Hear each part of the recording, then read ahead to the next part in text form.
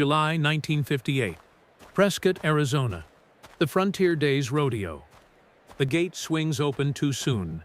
A young bull comes out wrong. Gus Rennick steps in to turn him, the way he has turned bulls for 40 years, and the animal throws him into the rail. His shoulder gives. The crowd hears the sound. Gus Rennick is 68 years old. He was the best all-around cowboy this arena ever saw. Now he opens gates for a wage. Here is the story. The Prescott Frontier Days is the oldest rodeo in the world. It runs every July, on the same dirt, under the same sun, since 1888. Men are born in this town and die in it. And in between they measure themselves against these 8 seconds and this dust. Gus Rennick won here 3 times, 1912, 1914, 1919, all-around champion, back when the prize was a hand-tooled saddle and a handshake and your name burned into a plank of pine above the chutes. They say he rode a bull named Dynamite in 1914 that had put 3 men in the hospital, and he rode it to the whistle with 1 spur gone, and when he stepped off he tipped his hat to the animal before he tipped it to the crowd. That was the kind of man he was, hard on himself, soft on everything that could not speak for itself. He never left Prescott. He could have gone to the big shows, the Cheyenne Money, the Madison Square Garden lights. Men came and offered. He stayed on the same dirt where his father had broken horses, and he taught 2 generations of boys how to sit a bronc without breaking their necks. And he asked for nothing. A wage, a place at the rail, the right to work. For decades, that plank had hung above the chutes, the champion's board. Every name that ever took the buckle, carved in a straight column going back to before the First War. Fathers point their sons at it. See that name, they say, I watched him ride. That is what the board is for. It is not decoration. It is the town's memory, hung on a wall where the wind can reach it, so that no man who ever gave this ground his best years is ever entirely gone. Gus Rennick's name used to be near the top, because this summer the rodeo has a new promoter, a man from out of state, brought in to modernize the grounds, to sell more tickets, to put the whole thing on its feet after some lean years. He wears a clean hat that has never seen weather. He carries a clipboard, and the first thing he did when he arrived was order the old board taken down and replaced. New names only, fresh paint, nothing older than 10 years, he said. The old wood looked shabby on the television cameras he was trying to bring in, so a crew came with a pry bar and took down the plank with Gus Rennick's name on it and leaned it against the back of the stock barn, in the weeds, where the rain could reach it. Gus said nothing. He is not a man who says much. He came to work the next morning like always, at the gates, in the dust, doing the job a champion does when the buckles are gone and a man still has to eat. John Wayne is in Prescott that July. He has slipped away from the picture he is making for a few days, doing what he loves, which is standing at a rail watching real cowboys work. No press cameras on him here, no costume.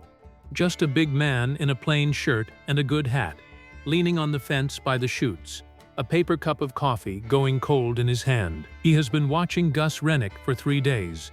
He knows who he is. Every man who ever loved the West knows who Gus Rennick was. Wayne watched him ride once, in 1919, from the cheap seats, a boy of 12 up from California with his father. He has never forgotten it. Rennick came out of chute 4 on a horse that folded the sky in half, and he rode it straight and clean, and the boy who would become John Wayne stood up on the bench and hollered until his voice gave out. His father put a hand on his shoulder and said, "Son, that is what a man looks like." Nearly 40 years later, the boy is a legend himself, and the man he stood up to cheer is opening gates in the dust for a day hand's wage.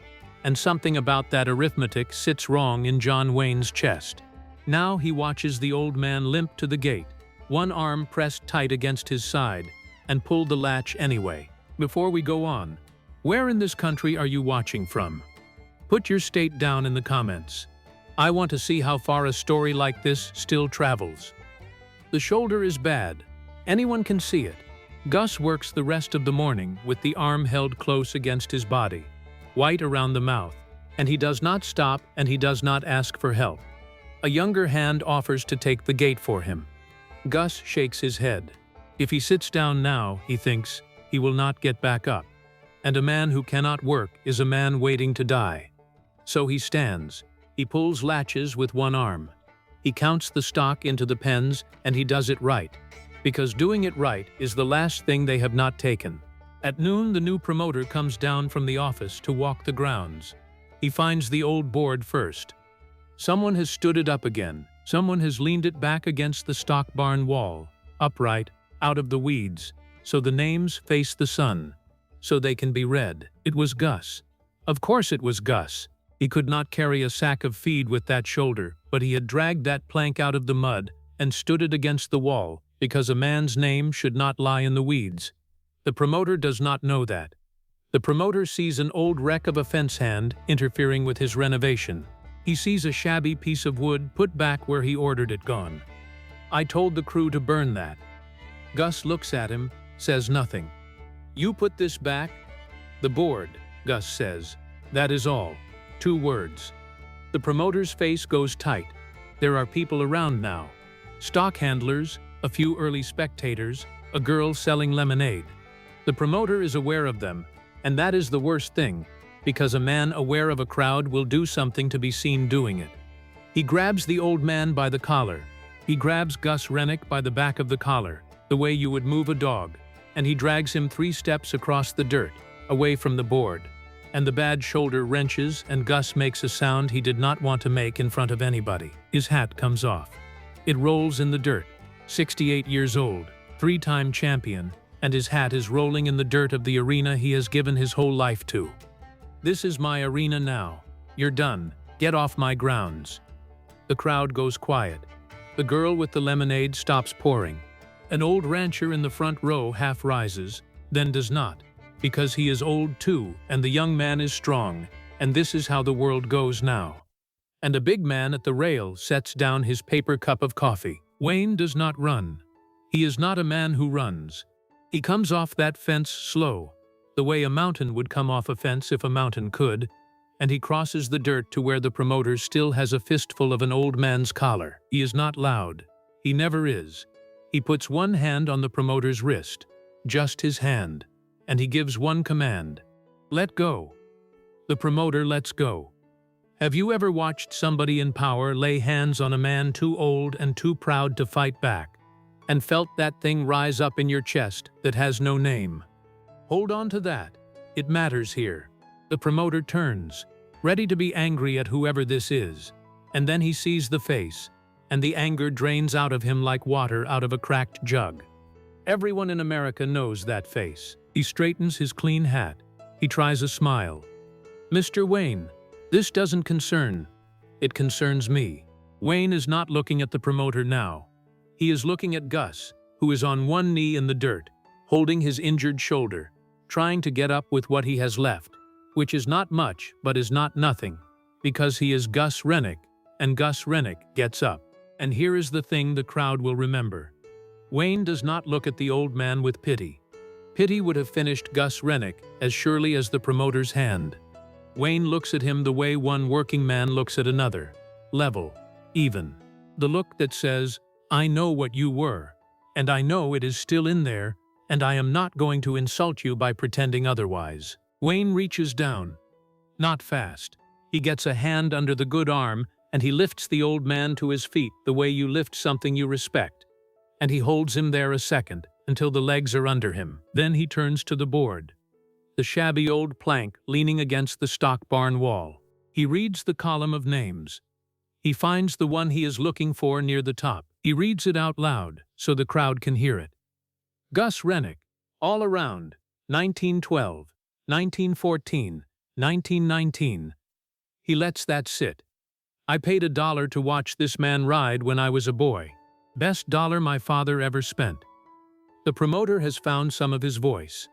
The board's coming down. Board policy. New era. We're bringing televisions. Where do I buy it? The promoter stops. Buy what? The rodeo. The grounds. The name. What's your number? Nobody moves.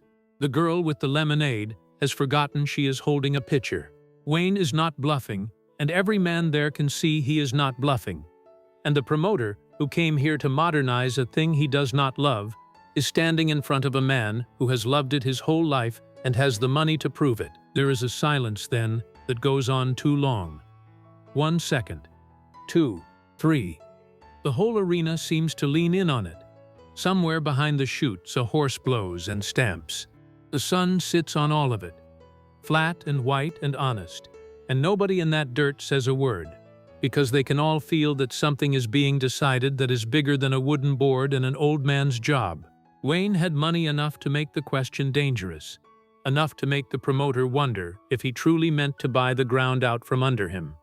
He could have thrown money at it and walked away clean, but instead he does something smaller and harder. He walks to the board. He takes it up in both hands, the whole plank, and he carries it back to the chutes where it has hung since before the First War. And he stands it up where every rider can see it going out, and every rider can see it coming back. It stays. He looks at the promoter, and he stays. He nods at Gus, arena director, stock foreman, whatever the committee wants to call it. He's forgotten more about this ground than you'll ever put on a clipboard. He runs the chutes. He rides the grand entry every July as long as he can sit a horse. Here's how it goes. By sundown, every man on that committee hears what happened here, and so does every sponsor whose name is printed on your program. You pay him a real wage and you take his advice. Or I make one phone call and by August you're promoting county fairs in Nebraska. We clear? The promoter is clear. It is not about the money. Wayne never takes out his wallet. That is the thing people miss when they tell this story later. He did not fix it with cash. He fixed it by standing in the dirt and saying a man's name out loud and refusing to let it be painted over. Think about what it costs a man to do that. It is easy to write a check. A check is a thing you sign and walk away from. It is harder to stand in the dust in front of a crowd and put your own name behind an old man nobody else would stand up for. Wayne did the hard thing. He did not buy the problem away. He put his own weight against it. Then he did one more thing. He walked Gus back to the office himself, one hand still under the good arm, and he sat with him while a doctor was sent for. He did not leave when the doctor came. He stayed until the shoulder was strapped, and the old man was steady, and only then did he pick the old man's hat up off the ground, knock the dust off it against his knee, and set it back on Gus Rennick's head. By sundown they're going to call you the arena director, Wayne said. I want to hear you say it first. Gus said it back to him. His voice cracked on it. The old board went back up that afternoon. The crew that took it down put it back with the same pry bar, and one of them, a young hand of 19, ran his thumb over the burned letters of Gus Rennick's name and asked the old man what it was like to win here. Gus told him. It was the longest string of words anyone had heard out of him in a year. That evening, at the grand entry, after two young hands helped him up into the saddle, Gus Rennick rode into the Prescott arena at a slow walk on a borrowed sorrel, his arm in a sling and his hat in his good hand, and the crowd that had watched him get dragged across the dirt at noon stood up out of the stands and made a noise this town had not made in 30 years. They knew. Word travels in a rodeo town faster than a loose horse. By evening, every soul in the stands knew what had happened at noon, and knew who had crossed the dirt, and knew that the old man on the borrowed sorrel had been 3 steps from the end of everything and was here instead, upright, in the light, where he belonged. So when he rode past chute 4 one more time, slow, one-armed, they gave him back the only thing a crowd has to give. They stood, they roared. Grown men took their hats off, and Gus Rennick, who had not wept when they took his board down or when they dragged him through the dirt, put his hat over his face so the crowd would not see what the noise did to him. Wayne watched it from the rail. Paper cup of coffee. No reporters, no newsreel crews. He let the grand entry belong to the old man. Then he got in his car and drove back to the picture he was making, and he never told the papers, and the papers never knew. Gus Rennick ran the Prescott chutes for 11 more years. 11 years. A real wage, every one of them, and a title that meant something, and the last word on which stock went to which rider. He rode the grand entry every July, from 1959 through 1969. By the following summer, his legs would no longer let him mount, so he watched from the director's box he had earned. And the young hands came to him for everything, because he was the man who knew. Do the arithmetic on that. A man who was 3 steps from being driven off the only ground he had ever called home, got 11 more years of work he loved, 11 more grand entries, 11 more Julys on the dirt where his father broke horses. That is what one big man buys when he refuses to walk past. The promoter left Prescott before the next season. Nobody ran him off. He just found that a town has a way of closing around a man who lays hands on its own. And he went back to wherever clean hats come from. And the rodeo did fine without him, the way it had done fine for 70 years before he came. Gus Rennick died in the winter of 1971. Prescott closed the shops on the day of the funeral. They buried him within earshot of the arena, so he could hear the July crowd. The old champions board hung above the Prescott chutes for another 40 years. Weather got into it, names faded. But every spring, a man went up a ladder with a wood-burning iron and went over the letters again, deepening them, keeping them, and there was one name near the top he always did first, before the paint, before anything. 1912, 1914, 1919. Gus Rennick. Nobody ordered it done. It just got done. Every year, the way you tend a grave you love. 30 years later, the Charlotte Hall Museum, right there in Prescott, opened a new case in the Western Heritage Wing. Behind the glass is a hand-tooled saddle, the 1919 All-Around Championship saddle, cracked and darkened with age. Beside it, a brass plaque with 3 dates on it and a name. And in the corner of the case, small, easy to miss, there is a photograph. 2 men in the dirt of the Prescott Arena. One old, one big. The big one has a hand under the old one's arm, lifting him up. Neither is looking at the camera. Neither knew a camera was there. The card beneath it does not give the big man's name. It only says, "A friend, July 1958. But you know who it was. If this one reached you, do something for me. Pass it to an old cowboy, or a veteran, or anybody who got set down before their time. New here? Subscribe. The Duke's got more stories coming, and unfortunately, they don't make men like John Wayne anymore.